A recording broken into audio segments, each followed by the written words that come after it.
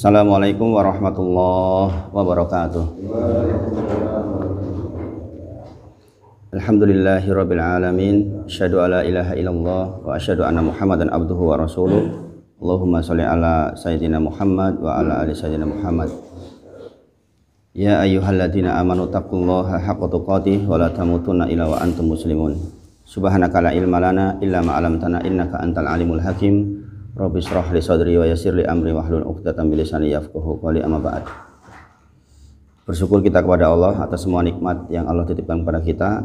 Semoga setiap nikmat Allah izinkan kepada kita untuk menjadi wasilah untuk beramal kepada Allah Subhanahu wa taala, dan semoga kita semakin bertakwa kepada Allah Subhanahu wa taala, dan kita bermohon kepada Allah setiap amal yang kita lakukan diterima oleh Allah Subhanahu wa taala dan bisa menjadi bekal ketika nanti kita pulang menghadap Allah Subhanahu wa taala. Salawat dan salam kita sampaikan kepada junjungan kita Nabi Muhammad sallallahu alaihi wasallam. Mudah-mudahan lisan kita termasuk yang selalu basah untuk bersalawat kepada Nabi Muhammad sallallahu alaihi wasallam. Ya, dengan itu insyaallah kita mendapatkan syafaat dari Nabi Muhammad sallallahu alaihi wasallam atas izin Allah Subhanahu wa taala.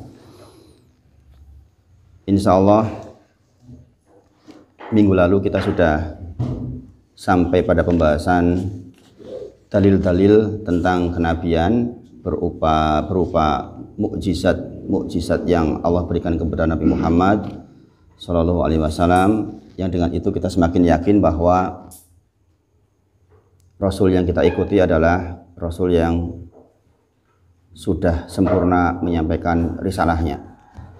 Di antara yang kita bahas sebelumnya adalah tentang akhlak Nabi Muhammad Shallallahu Alaihi Wasallam, yang jika kita perhatikan akhlak Nabi maka kita akan tahu bahwa Nabi Muhammad adalah benar-benar utusan Tuhan, karena seluruh perilaku Nabi Muhammad Shallallahu Alaihi Wasallam dapat dijadikan teladan jika dibandingkan dengan tokoh-tokoh yang ada di dunia ini siapapun dia. Bahkan pengakuan ini juga datang dari orang-orang non-muslim ketika menyusun tentang 100 tokoh yang paling berpengaruh, maka Nabi Muhammad Shallallahu Alaihi Wasallam diletakkan di yang paling unggul, yang paling pertama. Ibnu Hazm rahimahullah ta'ala dalam buku beliau berjudul Al-Fisal fi Al-Milal wa Al-Ahwa wa An-Nihal, beliau berkata, sesungguhnya sirah atau perjalanan Nabi Muhammad Shallallahu Alaihi Wasallam bagi siapa yang menelaah dan menghayatinya akan mengharuskannya untuk membenarkan Nabi dan bersaksi bahwa beliau adalah benar-benar utusan Allah. Seandainya tidak ada mukjizat Nabi selain sirah beliau saja, maka sudah cukup untuk menunjukkan bahwa beliau benar-benar seorang Nabi. Seandainya tidak ada mukjizat lain seperti yang kita terangkan sebelumnya, mukjizat yang tampak, membelah bulan, kemudian dan lain-lain termasuk Al-Quran, maka perjalanan Nabi itu sendiri di dalam kehidupannya sudah menjadi mukjizat yang sangat besar, yang cukup untuk menunjukkan beliau adalah seorang Nabi. Kita sudah bahas sekitar 5 dalil terkait dengan kenabian Rasulullah Muhammad Shallallahu Alaihi Wasallam. Mudah-mudahan kita termasuk orang yang ditakdirkan oleh Allah untuk bisa meneladani beliau, ikut sunnah-sunnahnya beliau. Malam ini tadi nisfu Syaban ya. Banyak beredar di masyarakat tentang amalan-amalan yang sesungguhnya tidak ada tuntunannya. Maka di dalam masalah beramal kita kembali ke man amila amalan laisa alaihi amruna fahuwa radun. Barang siapa melakukan sebuah amalan laisa alaihi amruna, tidak ada panduan bagi amalan itu, fahuwa radun, maka tertolak. Adapun yang sahih tadi malam adalah banyak berzikir, memperbanyak sholat malam, kemudian banyak membaca Al-Quran. Itu yang disarankan di malam nisfu Syaban. Malam ini adalah malam yang mulia betul di sisi Allah. Ya, Allah memperhatikan secara khusus makhluk-makhluknya di bumi untuk mengangkat dosa-dosanya, ya, mengangkat amalnya dan menghapus dosa-dosanya bagi orang-orang yang tidak melakukan kemusyrikan dan orang-orang yang tidak punya dendam di antara sesamanya. Makanya tadi malam di antara ibadah yang kita lakukan adalah memaafkan semua orang yang bersalah dengan kita, dan kita juga memohon maaf kepada orang-orang yang dianggap oleh kita punya persoalan dengan kita. Mudah-mudahan dengan itu kita dibersihkan di pagi ini, insya Allah, dan di ujung waktu kita alhamdulillah bisa sholat berjamaah seperti ini. Man sholat subuhi fi jama'atin fahuwa fi dhimatillah. Barang siapa yang sholat berjamaah maka fahuwa fi dhimatillah, dia akan dijaga oleh Allah sampai datang sore hari nanti. Mudah-mudahan kita termasuk orang-orang yang beruntung di sepanjang hari ini. Kita bisa memanfaatkan tanggal 15 ini untuk banyak beribadah, dari mulai subuh ini sampai di ujung nanti waktu maghrib, khususnya pada sholat asar, maka menjadi waktu yang sangat mustajab untuk dikabulkannya doa-doa kita. Nah, ini diantara contoh-contoh yang Rasulullah pandukan kepada kita, sehingga pembelajaran kita terhadap sirah Nabi, terhadap mengenali Nabi, mudah-mudahan membekas di hati kita dan menjadi buah-buah dari pembelajaran adalah amal-amal yang baik, yang mudah-mudahan dengan itu diterima oleh Allah dan menjadi bekal kita di sisi Allah ketika kita menghadap Allah Subhanahu wa taala. Insya Allah hari ini kita teruskan masih di halaman 45 insya Allah, di baris yang kelima. Ini tentang, kemarin sudah kita bacakan, nanti kita bacakan ulang ya, karena ini belum dibahas kemarin. Akhoda ala hadihil asro sinin yad'u ila tauhid. Rasulullah melaksanakan dakwah tauhid selama 10 tahun. Halaman 45 di baris yang kelima. Akhoda ala hada asro sinin yad'u ila tauhid. Selama 10 tahun Rasulullah berdakwah kepada tauhid. Wa ba'dal asri, setelah tahun ke-10 kenabian, urija bihi ila sama. Rasulullah diangkat ke langit. Dalam rangka apa? Mi'raj. Nah, ini di sini tentang urija bihi ila sama. Rasulullah diangkat untuk Mi'raj ke langit dalam rangka apa? Dalam rangka diwajibkan atas dia wa furidaj alaihi as-salat, untuk salat al-khams, salat yang 5 waktu. Kita tahu sejarahnya, Rasulullah naik kemudian turun ketemu Nabi Musa, minta korting dari 50 menjadi 45, minta korting lagi, minta korting dikurangi 5 sampai akhirnya tinggal 5, dan Rasulullah sudah malu naik lagi kepada Allah Subhanahu wa taala. Maka ketika itu Allah berfirman, sesungguhnya setiap satu salat bernilai 10 salat. Maka beruntung sekali kita melaksanakan salat di zaman Nabi Muhammad ini sallallahu alaihi wasallam, bahwa setiap satu salat ternilaikan 10 salat. Nah, ini sejarah tentang Isra Mi'raj tentunya dibahas tersendiri, yang intinya pada waktu itu menghasilkan orang-orang yang beriman menjadi ragu-ragu, yang ragu-ragu menjadi tidak beriman. Kisah Isra Mi'raj itu, makanya ayatnya itu dikatakan subhanalladzi, maha suci Allah. Kalau ada ayat kok dimulai dengan subhanallah, berarti keterangan berikutnya berpotensi untuk didustakan. Maka Allah mengatakan subhanallah, maha suci Allah dari hal-hal buruk. Subhanallah artinya maha suci Allah dari hal-hal yang buruk yang dinisbahkan kepada Allah Subhanahu wa taala. Jadi subhanallah menunjukkan bahwa keterangan berikutnya berpotensi untuk didustakan. Karena apa? Subhanalladzi asra bi abdihi lailan minal masjidil haram ilal masjidil aqsa. Itu zaman waktu itu kan tentu saja, mungkin zaman sekarang pun bisa didustakan. Masa dalam satu malam Isra dari Masjidil Haram ke Masjidil Aqsa saja, zaman dulu kalau pakai onta butuh waktu 2 bulan. Kalau sekarang pakai pesawat mungkin butuh waktu 3-4 jam mungkin. Lah kok ini dilaksanakan dalam waktu yang sangat cepat. Bahkan Rasulullah menginformasikan juga Mi'raj dari Masjidil Aqsa ke Sidratul Muntaha. Bahkan sebagian riwayat mengatakan sangat cepatlah kejadiannya. Maka ketika hal ini sampai kepada Abu Jahal, ini kesempatan untuk menusuk Nabi Muhammad ini. Kemudian diumumkanlah bahwa Nabi Muhammad itu sudah setengah gila itu, karena melakukan hal yang tidak mungkin. Kemudian dipanggil Abu Bakar As-Siddiq yang membenarkan. Beliau mengatakan seandainya Muhammad menyampaikan di belakang bukit itu ada pasukan yang akan menyerang kita dan tidak terjadi, saya tetap percaya kepada Nabi Muhammad Sallallahu Alaihi Wasallam. Inilah gelar asidik dari Abu Bakar. Nah, intinya di Isra Mi'raj adalah tentang koreksi sholat kita. Maka ketika datang keterangan tentang Isra Mi'raj, koreksi sholat kita. Kemudian wasola fi Makkah, sholat di Mekah salasa sinin 3 tahun. Wa ba'daha, setelah itu umiro bil hijrah, kemudian diperintahkan untuk hijrah ilal Madinah, ke negeri Madinah. Pada waktu itu hijrah adalah sebuah kegiatan yang berat. Hijrah itu kegiatan yang berat, tidak mudah, meninggalkan semuanya. Wal hijratu faridatun ala hadhil ummah, bahwa hijrah itu diwajibkan ala hadhil ummah, kepada umat ini, min baladi syirki, dari negeri syirik, ila baladil Islam, ke negeri Islam. Diwajibkan atas kita untuk berhijrah dari negeri syirik ke negeri Islam. Ini saya terangkan maksudnya.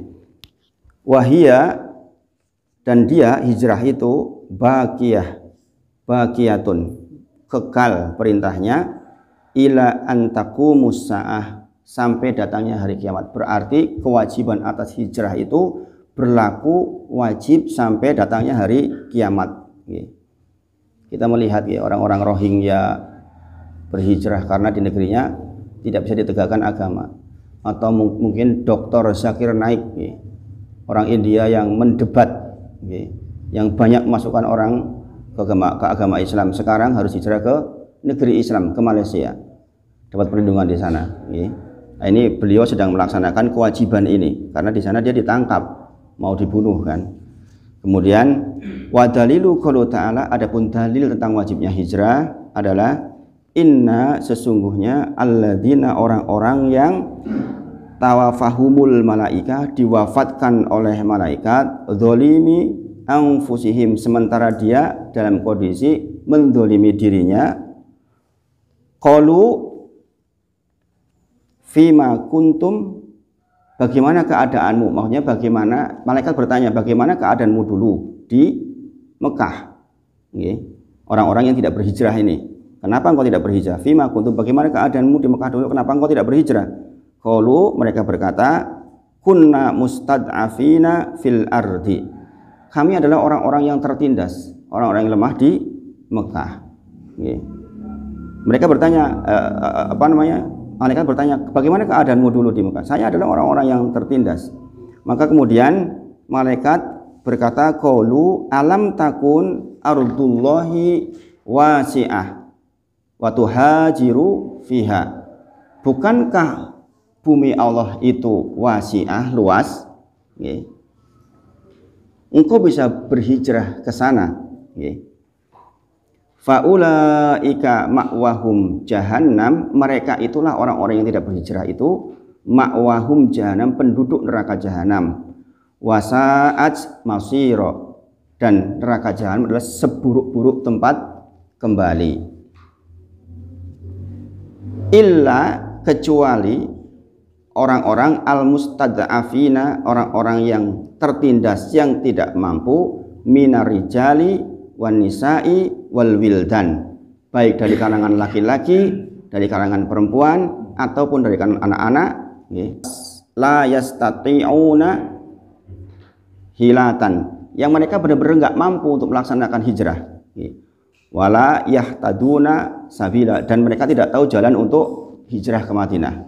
Ada perempuan-perempuan yang ditahan oleh suaminya masih kafir, sehingga meskipun istrinya sudah muslim tidak bisa melaksanakan hijrah. Ini disebutkan di sini, ar-rijali wan nisa'i wal wildan, dan dari golongan laki-laki yang tidak mampu, perempuan yang tertahan yang juga tidak mampu, wal wildan, dan anak-anak yang tidak tahu jalan menuju ke hijrah. Faulaika asallahu an ya'fuwan anhum, semoga mereka ini adalah orang-orang yang diampuni oleh Allah. Wa kana Allahu, dan sesungguhnya Allah itu afuwun ghafur, maha pemaaf dan maha pengampun. Jadi mereka ini orang-orang yang tidak mampu, yang tidak tahu jalan, baik kalangan laki-laki, perempuan ataupun anak-anak yang memang benar-benar tidak mampu. Maka di sini disebutkan sifat Allah ya, tentang Allah itu Maha Pemaaf dan Maha Pengampun. Surah An-Nisa ayat ke 97 sampai 99. Juga dalil wajibnya tentang hijrah adalah wa qaulu ta'ala, Allah berfirman, ya ibadi, ya, wahai hambaku alladzina amanu, orang-orang yang beriman. Nah ini Allah memanggilnya dengan ya ibadiyalladzina amanu, ya, memanggil dengan wahai orang-orang yang beriman. Inna, sesungguhnya ardi, bumiku ini wasi'ah, sangat luas. Fa iyaya fa'buduni, maka sembahlah aku. Ini petunjuk bahwa kalau kita tidak bisa beribadah di sebuah tempat, bumi Allah itu luas, maka kita harus berhijrah menuju ke tempat yang kita bisa beribadah. Mungkin bagi kita di Indonesia hal ini terasa biasa saja, tapi kalau orang-orang yang hidup di negeri musyrik, maka akan merasakan betapa beratnya. Ada seorang teman hidup di Eropa, dia masih bisa melaksanakan sholat, tetapi anaknya yang sudah SMA itu ditertawakan sama teman-temannya. Apa katanya? Kamu tuh satu-satunya anak yang remaja yang belum berzina, yang lain sudah semua. Bayangkan, kan kasihan anaknya. Mereka tumbuh di tengah-tengah kaum musyrikin. Nah, kita bahas sedikit tentang hijrah ini dari dua dalil ini. Jadi pada pembahasan ini penulis menyampaikan tentang wajibnya hijrah buat kita umatnya Nabi Muhammad SAW sampai hari ini, bahkan sampai hari kiamat. Kewajiban atas hijrah itu terus berlangsung. Adapun dalilnya kita sudah bacakan tadi. Maka kita mendefinisikan apa toh yang dimaksud dengan negeri musyrik. Kita kok disuruh pindah dari negeri musyrik ke negeri yang Islam.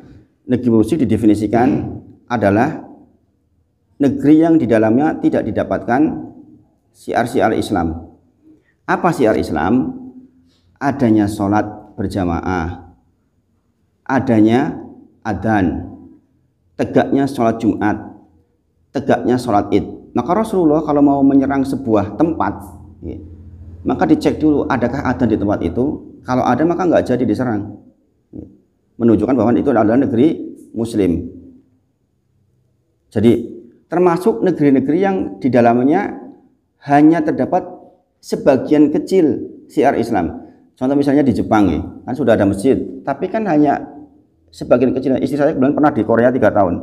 Itu kalau mau ke masjid itu ya ke Seoul, ke kotanya gitu, ke ibu kotanya. Untuk tempat-tempatnya ini buru-buru dengar adzan gitu, nggak ada dengar adzan. Adzan itu sebuah kenikmatan tersendiri kalau adzan live ya. Kalau sekarang lewat YouTube banyak, tapi yang live betul-betul adzan itu kalau di negeri-negeri musyrik nggak ada. Maka kalau kita hidup di tempat seperti itu yang menjadikan kita tidak tegak syiar-syiar Islam, maka kita wajib pindah ke tempat yang bisa tegak syariat Islam. Seperti di Perancis misalnya, orang mohon maaf, laki-laki perempuan di jalan itu ciuman itu biasa itu, sangat biasa. Kemudian orang terbuka bajunya bahkan setengah telanjang itu biasa, sehingga syiar-syiar yang terjadi di sana adalah syiar-syiar kemusyrikan. Maka jangan kita bertahan di tempat itu. Wajib bagi kita untuk pindah tempat. Seperti saya sampaikan tadi di Rohingya misalnya, sampai dibunuh, sampai dibakar. Itu maka banyak di antara mereka yang hijrah ke Malaysia, ke kemana-mana lah pokoknya, yang kira-kira memungkinkan untuk tegak agama Islam. Nah sebaliknya kita di Indonesia sudah negeri Muslim ini. Kalau menurut definisi ini maka Indonesia itu sudah negeri Muslim karena tegak semua syiar-syiar itu. Maka alangkah sangat kelirunya ketika ada para jihadis yang hijrah dari Indonesia ke Australia. Ini dalam rangka apa? Kok malah hijrah dari negeri Muslim ke negeri musyrik, yang di sana mohon maaf sholat Jumat saja susah sekali, susah sekali. Nah, kapan kita boleh melakukan tindakan kita tinggal di tempat orang-orang musyrik? Ada beberapa syaratnya. Ada beberapa syaratnya. dibolehkannya kita ke negeri musyrik. Nanti saya terangkan insya Allah. Rasulullah bersabda,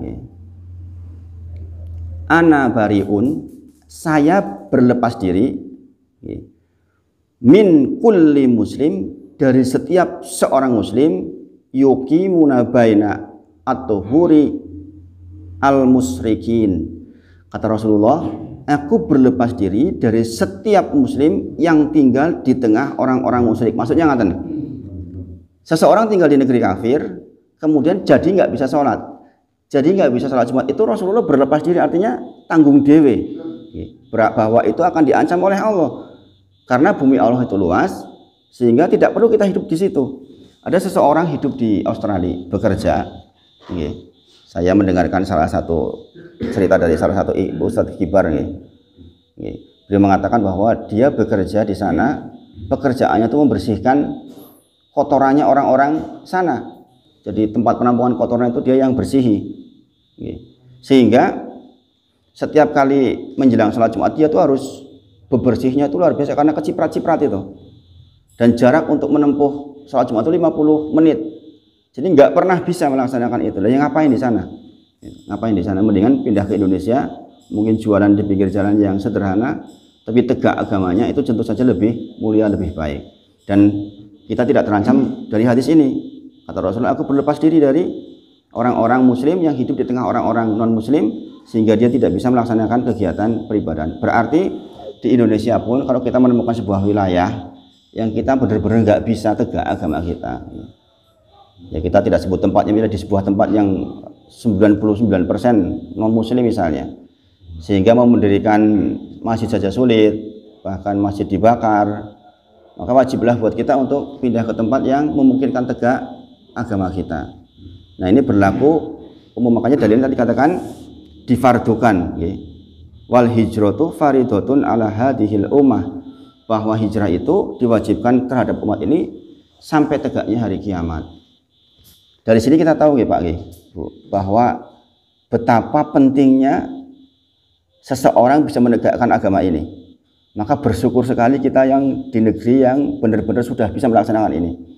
Di antara bentuknya adalah bagaimana kita menjaga keamanan negara, ikut menjaga keamanan negara. Bersyukur betul supaya tidak seperti negara-negara yang hancur karena peperangan. Ini di antara manhaj mengapa Ahlu Sunnah wal Jamaah mengikuti patuhnya kepada pemerintah. Hawa nafsu kita mungkin tidak. Kadang-kadang kita komplain banget dengan kebijakan-kebijakan pemerintah. Tapi sepanjang pemerintah hanya masih dibolehkan adanya sholat 5 waktu tegak, ciri-ciri syiar Islam masih tegak di situ, maka sebenarnya kita tidak boleh memberontak. Nggak boleh memberontak. Kalau kita mengingatkan harus dengan cara yang baik, cara yang soft, cara yang tidak menghinakan. Bayangkan Pak, penguasa kecil saja, penguasa kecil misalnya setingkat RT misalnya atau RW atau Pak Lurah saja, penguasa kecil loh ini, kita sampaikan kesalahan-kesalahannya di depan umum itu nggak suka. Apalagi dia punya kekuatan, dia mengamuk dia. Maka mengingatkan kepada pemerintah itu memang butuh manhaj yang benar, yang baik. Bukankah sudah hadir kepada kita bahwa kejadian-kejadian di masa lalu ketika pemberontakan terjadi berujung keburukan? Bayangkan seorang Presiden Mursi hafal Quran, hafal Quran loh Pak, hafal Quran dan bagus bacaan Qurannya, menang, pemilunya menang, demokratis menang. Tetapi kenyataannya yang terjadi apa? Dalam jangka waktu yang sangat singkat direbut kembali oleh justru panglimanya, kemudian bahkan beliau sampai meninggal, kasihan.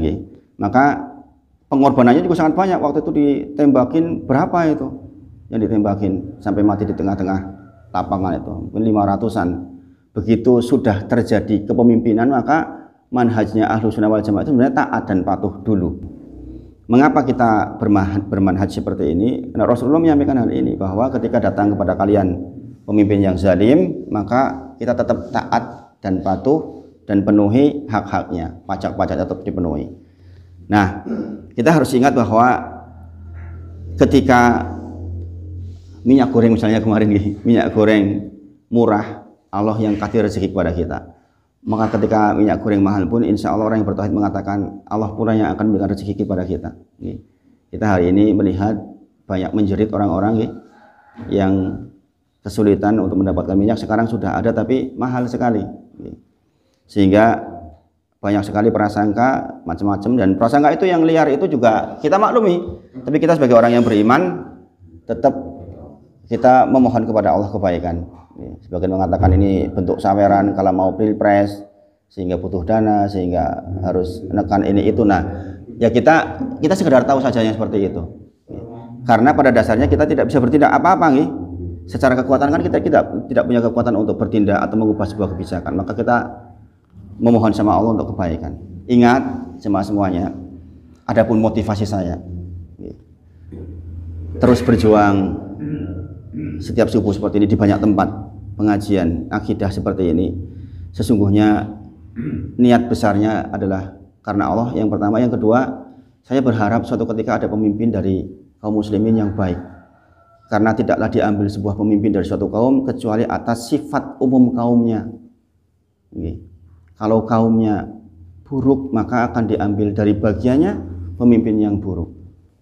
Maka kita bermohon sama Allah dengan usaha kita yang kecil ini, mudah-mudahan tegaklah tauhid yang dengan itu Allah izinkan nanti entah 5 tahun, 10 tahun atau 20 tahun yang akan datang di generasi anak-anak kita muncullah pemimpin yang baik, buah dari kegiatan kita seperti sekarang ini. Insya Allah kita sekarang bersabar karena keadaannya masih seperti ini, dan kita tetap taat, tetap patuh, tetapi terus kita berjuang dengan mentauhidkan masyarakat meskipun tantangannya tidak mudah. Ada sebuah kajian khusus tentang membahas sunnah yang terzalimi, yaitu sunnah tentang taat kepada pemerintah hari ini. Karena kalau hawa nafsu kita, saya yakin Pak, kita tuh pengen komplain terus, pun saya pun begitu. Kalau melihat kenyataan yang terjadi, rasa-rasanya kok bagaimana gitu. Tapi kembali lagi kita sebagai orang yang beriman, Rasulullah pandu kalau hadir kepada kita pemimpin yang kurang bagus pun kita tetap harus taat dan patuh sambil terus memperbaiki masyarakatnya, sehingga akan muncul pemimpin yang baik di masa yang akan datang, insya Allah. Apa hikmah seorang hijrah dari negeri musyrik ke negeri Islam? Allah berfirman di dalam surah Al-Ankabut ayat 56 tadi yang disebutkan, ya ibadiyalladzina amanu innal ardi wasi'ah fa iyaya fa'budun.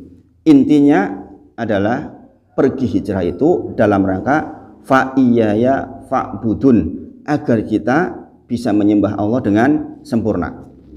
Jadi kalau kita sekarang sudah bisa menegakkan menyembah Allah dengan sempurna, tegaknya sholat Jumat ini harus bersyukur sekali, harus bersyukur sekali ini, harus bersyukur sekali, benar-benar harus dijaga, bersyukur sekali. Jangan sampai terjadi ontran-ontran yang membuat seperti kejadian di Timur Tengah, misalnya di Suriah, orang mau sholat susahnya luar biasa. Saya dapat informasi waktu zamannya siapa itu di yang kopral jadi presiden, siapa yang udah meninggal? Gaddafi. Kesaksian dari orang-orang di UIM itu yang di sana, ternyata di sana itu sholat susah sekali. Kita melihat informasi yang sampai kepada kita kan Gaddafi luar biasa, tapi kesaksian mereka, kami itu yang berjenggot, yang pak sunah itu kalau sholat di tempat yang sama 5 kali berturut-turut bisa ditembak. Jadi di sana enggak tegak sunnah ternyata. Apa yang terjadi dihancurkan oleh Allah. Jadi kadang-kadang memang framing di media dengan yang terjadi di dalamnya memang kadang-kadang jauh sekali. Jadi memang kalau terjadi kekacauan seperti itu, entah bentuknya diserang oleh negara-negara barat atas berbagai macam kepentingan, intinya masyarakatnya ini yang harus ditauhidkan, yang harus dijaga betul supaya keamanan tetap terjaga, yang dengan itu tegak seluruh kegiatan. Mereka yang di tengah-tengah peperangan seperti itu hidup segan mati tak mau katanya. Jadi susah sekali, uang nggak laku, barang nggak ada. Anak-anak kecil nuturi roti di pinggir-pinggir demi untuk makan. Buru-buru mikir pendidikan, buru-buru mikir kesejahteraan. Orang perang itu susahnya luar biasa. Maka kita betul-betul harus menjadi orang yang sebagian malamnya mendoakan agar negara ini tetap tentram. Saya wasiatkan kepada seluruh jamaah dimanapun, di sebagian sholat tahajud kita, satu sujud berdoa kepada Allah agar negeri ini tetap tentram, tetap aman, jangan terjadi keributan-keributan, karena ini nikmat yang sangat besar. Kalau sudah terjadi kericuan, kerusuhan, susah mau melaksanakan tegaknya sholat. Mau sholat jamaah takut, mau sholat Jumat takut. Apalagi zamannya dulu ketika adanya serangan dari PKI, saya diceritakan oleh mbah-mbah itu boro-boro ke masjid itu, orang ke masjid bisa sembelih gitu. Nah, kita berharap jangan sampai terjadi lagi. Mudah-mudahan kita betul-betul memohon agar negeri yang sudah terkategorikan negeri muslim ini tidak berubah menjadi negeri yang musyrik dengan cara seperti yang kita lakukan ini. Sebagian mengatakan orang-orang salaf itu nggak bergerak, nggak turun ke jalan, bagaimana mau merubah? Sesungguhnya Allah berjanji akan didatangkan kepada kalian pemimpin yang baik ketika masyarakatnya itu baik. Definisi baik adalah bertauhid, mentauhidkan Allah sebagaimana kita sudah pelajari. Maka ini adalah usaha kecil kita, mudah-mudahan Allah izinkan. Nah, adapun orang yang dibolehkan tinggal di negeri musyrik, syaratnya ada 3. Syaratnya ada 3. Yang pertama adalah dia tetap bisa menjalankan syariat Islam. Misalnya dia di Australia, misalnya terpaksanya di Australia, setidaknya syarat pertama adalah dia tetap bisa melaksanakan syariat Islam. Misalnya istrinya tetap bisa berjilbab, nggak dituntut untuk copot jilbab. Di Perancis kan kemarin sempat orang berjilbab dikatakan tidak boleh menggunakan simbol-simbol agama, baik Islam, mau Kristen, mau Buddha, apapun, pokoknya simbol-simbolnya yang terkait dengan agama hilangkan semua. Yang pakai salib juga nggak boleh, yang pakai pakaian biksu juga nggak boleh, termasuk yang Muslim yang pakai jilbab nggak boleh. Maka keadaan ini tidak memungkinkan kita untuk melaksanakan syariat Islam. Maka kita tidak boleh tinggal di situ. Rasulullah berlepas diri dari keadaan orang yang seperti ini, harus pindah gitu.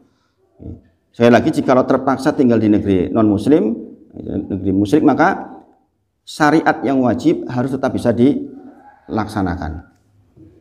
Adapun dalilnya adalah tadi yang kita bacakan, surah An-Nisa ayat ke-97. Sesungguhnya orang-orang yang diwafatkan malaikat dalam keadaan menganiaya diri sendiri, maksudnya dia tidak bisa melaksanakan syariat karena tidak melakukan sebuah kegiatan hijrah. Kepada mereka, malaikat bertanya, bagaimana keadaan kalian dulu? Mereka menjawab, kami dulu adalah orang-orang yang tertindas di negeri Mekah. Para malaikat berkata, bukankah bumi Allah itu luas sehingga kamu dapat berhijrah di bumi itu? Orang-orang itu tempatnya di neraka jahanam, dan jahanam itu seburuk-buruk tempat kembali. Quran surah An-Nisa ayat ke-97 yang sudah kita bacakan tadi. Maka ini menjadi dalil yang sangat kuat bahwa nggak boleh pokoknya kita punya keturunan, punya saudara tetap tinggal di sana dalam kondisi dia tidak bisa melaksanakan semua kegiatan peribadahan. Yang kedua, para sahabat juga dulu berhijrah, kita tahu dari ke Habasah pertama, kemudian kita tahu yang terakhir ke Madinah. Dalam rangka apa? Dalam rangka tegaknya syariat Islam. Ketika sudah kuat balik ke Mekah, Fatu Mekah, semuanya akhirnya jadi Muslim kan, Masya Allah. Maka bersabar. Yang kedua, dibolehkan kita tinggal di negeri musyrik adalah ketika dia memiliki ilmu dan iman yang cukup untuk membantah berbagai macam syubhat dan menyelamatkan dirinya dari syahwat. Jadi harus punya cukup ilmu untuk tinggal di negeri musyrik. Karena akan sangat banyak syubhat. Ya contohnya tadi anak SMA, kasihan banget kan. Kamu ngapain jilbaban misalnya? Atau kamu ngapain kok teman-teman itu sudah berzina semua loh. Kamu sendiri yang belum, kok lucu banget sih kamu. Bayangin. Nah, kalau kita tidak punya ilmu, tidak punya penangkal untuk melawan syubhat ini, melawan keadaan ini, maka dia wajib pindah. Sekali lagi, banyak di antara diplomat misalnya yang dianya selamat tapi anaknya hidup di tengah-tengah seperti itu sehingga menjadi liberal. Mulailah dia mengatakan agama itu ya padha wae jebule kono ki ya wong apik ya kae. Kan gitu. Banyak di sana, banyak kan informasi seperti itu. Itu loh negara Eropa baik-baik orangnya, sopan-sopan, bertetangga juga baik gitu. Negerinya bersih gitu kan. Sehingga terjadi syubhat kepada orang ini bahwa agama ki padha wae.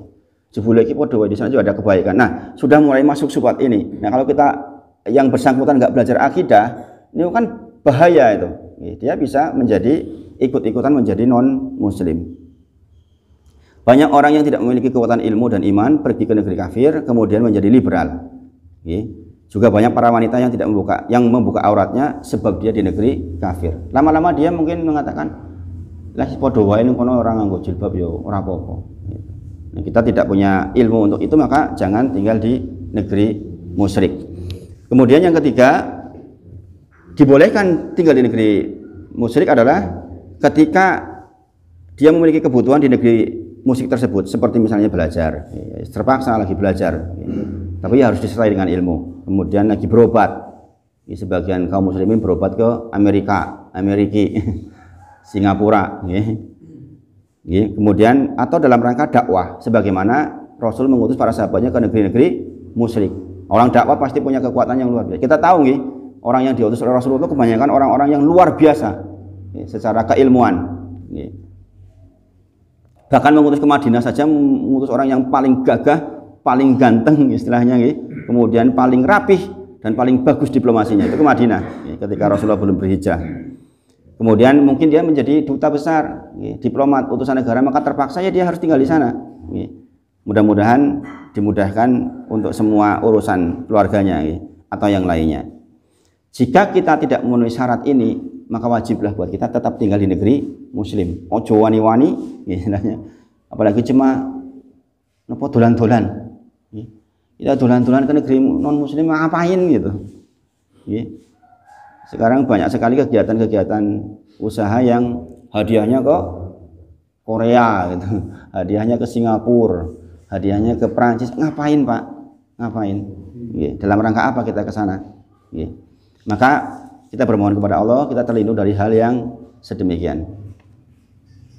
Nah, dari keterangan ini, syarah ini kita tahu bahwa definisi negeri muslim itu apa, negeri musyrik itu apa. Sehingga kalau dikatakan Indonesia negeri muslimkah? Iya. Karena negeri muslim adalah negeri yang di dalamnya tegak syiar-syiar agama. Apa syiar itu? Tegaknya sholat 5 waktu di masjid, tegaknya adzan, masih berkumandang adzan di mana-mana secara menyeluruh. Bukan hanya di sebagian saja. Kalau di Jepang, di Perancis, di Korea itu hanya sebagian saja. Sebagian saja, maka belum terkategorikan negeri muslim. Kemudian tegak sholat Jumat, kemudian tegak Idul Fitri, Idul Adha. Maka itu sudah dikatakan sebagai negeri muslim, walaupun hukum-hukumnya masih bercampur aduk dengan aturan-aturan buatan manusia. Tapi patokannya negeri muslim adalah ini. Malaysia masuk, Brunei Darussalam masuk, Arab Saudi masuk, Qatar, banyak negeri-negeri muslim sebenarnya. Jadi jangan kita mencoba-cobalah, meskipun hanya sekedar main-main ke negeri non muslim. Kita tahu mereka ya namanya negeri musyrik, orang pakai bikini udah biasa, orang terbuka itu sudah biasa. Kalau kita yang sudah tua-tua mungkin sudah nggak begitu ngaruh, tapi kalau anak-anak muda kan terpengaruh. Lama-lama lah rapopo lah gitu, tobat gitu kan, masalah. Maka ini sebuah pelajaran yang besar yang Rasulullah sampaikan kepada kita. Ini tadi adalah hijrah terkait tempat. Nah, makna hijrah yang kedua adalah hijrah maknawi. Jadi diwajibkan hijrah kepada umat ini sampai tegaknya hari kiamat meliputi dua ini, hijrah tempat dan hijrah maknawi. Adapun hijrah maknawi, Rasulullah bersabda, yaitu berhijrah dari kemaksiatan kepada ketaatan. Definisinya adalah hijrah dari kemaksiatan kepada ketaatan. Dulu pengikut riba, sekarang hijrah jadi nggak ikut riba, meskipun resikonya luar biasa. Saya termasuk pelakunya. Saya ketika hijrah dalam kondisi punya usaha yang sangat baik waktu itu, untuk ukuran mahasiswa waktu itu semester 4 sudah punya lokasi properti yang tidak sedikit jumlahnya. Ketika saya tinggalkan dalam kondisi waktu itu dalam seminggu aja masuk aset 800 juta gitu. Tapi kemudian datang ilmu bahwa riba tidak boleh. Sementara kalau di perumahan saya mau tidak mau harus selalu terlibat dengan riba. Maka saya sama istri kemudian rembukan, bagaimana ini? Kalau kita sekarang tinggalkan, kita miskin tiba-tiba. Istri saya bilang, yo nek awake dhewe uripe tekan wulan ngarep, nek ora sudah sekarang ditinggalkan saja. Maka sejak saat itu kemudian kita tinggalkan semuanya, stop semuanya, aset-aset yang masih memungkinkan dijual untuk nutup kebutuhan-kebutuhan yang di toko material. Dulu modelnya konsinyasi nih. Saya bangun dulu, kemudian dari toko material nyuplai dulu ke saya, wis pokoknya ruwet luar biasa. Kemudian saya ngurusi ke banknya, baru dapat uang ketika KPR-nya turun, terus begitu. Terlihatnya sangat banyak uangnya, tetapi sesungguhnya itu bertentangan dengan apa yang Rasulullah dan Allah tuntunkan. Kita tahu ancaman riba itu teramat sangat berat, ditantang oleh Allah dan Rasulnya. Perang kok kalau Gusti Allah, kalau Rasulnya, apa ya bakal menang? Enggak mungkin menang. Nah setelah hijrah memang luar biasa, memang luar biasa. Yang biasanya serba ada menjadi serba kurang sementara ini gitu. Untung-untungnya istri dan anak-anak termasuk yang sabar mengikuti. Bersyukur dari rumah yang tadinya mapan harus ngontrak lagi. Saya masih ingat betul Ammar itu ketika datang ke kontrakan pertama kali itu, kita tinggal di sini ya. Berminggu-minggu dia seakan tidak percaya bahwa hidupnya sudah berubah 180 derajat. Ini perjuangan dan sampai hari ini saya masih berjuang, masih ngontrak. Dulu pengusaha perumahan yang bikin rumah hampir setiap hari, sekarang jadi ngontrak rumah. Nah ini bukan berarti orang hijrah itu nggak dikasih rezeki, tapi ada rezeki lain yang Allah berikan berupa ketentraman. Anak-anak menghafal Quran lebih mudah. Ini rezeki-rezeki yang susah didapatkan. Bahkan kemudian dikala susah itu kita memohon dan berdoa itu lebih ngerentes di hati. Yang tidak saya dapatkan dulu ketika banyak uangnya. Karena dulu bersandar dengan usaha, bersandar dengan uang, rasa-rasanya ki wis dunia ki wis iso dituku. Nah sekarang kondisinya tidak demikian, sehingga saya merasa kalau berdoa itu lebih khusyuk kepada Allah. Saya merasa berkebutuhan, saya benar-benar butuh kepada Allah. Ya, apalagi kemarin corona jualan tidak mudah, baju juga tidak laku dengan baik, kadang-kadang kurang. Nah, ini hikmah hijrah memang tidak mudah bagi sebagian orang. Tapi saya yakin bahwa wala akibatulil mutakin, akhir yang baik bagi orang-orang yang bertakwa. Itu janji Allah kepada kita. Di antaranya seperti ini. Jadi bisa bermajelis dulu, nggak mau saya begini. Ketika di perumahan boro-boro menyematkan waktu seperti ini. Ngapain ngajar-ngajar seperti ini? Dapat apa? Gitu kan? Kalau dulu hitungannya begitu. Nah, sekarang begitu. Dulu nggak begitu. Ketika sudah dibukakan pintu hijrah oleh Allah, akhirnya dimudahkan untuk bisa melakukan hal-hal seperti ini yang insya Allah lebih bermanfaat. Sekali lagi Rasulullah bersabda, wal muhajiru man hajaro, dikatakan orang berhijrah secara maknawi adalah dia berhijrah dari manahallahu anhu, dari apa-apa yang Allah larang atasnya. Pokoknya definisi hijrah maknawi adalah segala sesuatu di mana kita tadinya melakukan hal-hal yang Allah larang, kemudian kita hijrah kepada ketaatan, itulah hijrah maknawi. Dan ini yang diwajibkan atas kita sampai datangnya hari kiamat. Mudah-mudahan kita oleh Allah diberi taufik untuk termasuk orang-orang yang masuk dalam wal muhajiru, orang-orang yang berhijrah. Sedikit demi sedikit dengan ilmu yang tadinya sholatnya tidak khusyuk jadi khusyuk, yang tadinya sholat rawatibnya tidak menjadi iya, yang tadinya macam-macam lah, dari hal-hal yang Allah tidak cintai menjadi Allah cintai. Demikian yang disampaikan pagi ini, mudah-mudahan bermanfaat. Kita sudah menjelang Ramadan, dari ujung Ramadan kita berdoa, Allahumma ahillahu ala nabil yumni wal iman wassalamati wal islam robbi wa rabbukallah. Ini salah satu doa yang sangat disarankan di bulan Sa'ban untuk meminta kepada Allah agar kita sampai di bulan Ramadan dalam keadaan aman, tentram, cukup insya Allah.